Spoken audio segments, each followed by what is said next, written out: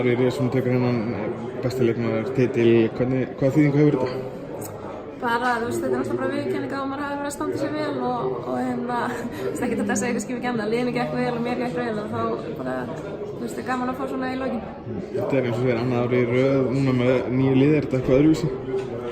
Sko, þegar ég var yngri þá skiptu þessi velum við miklu meira Val en ég gerir í dag. Þú veist, tímabilið sjálft var ég á allt öðruvísi vegna þess að ég gat tekið þátt í því með Val í fyrsta skipti að gera eitthvað sem að, þú veist, félagið hafði aldrei gert áður og vinna bikar og Íslandsmeistaratitil og það var náttúrulega geggja stórt fyrir félagið og það var útrúlega skemmtilegt að taka þátt í því. Hvernig hefur þetta verið að meldast hjá eftir hvað vika síðan að bikarinn fór á loft? Þú voru ekkert rosa lengi að setja ártalið upp, þetta er rosa gaman.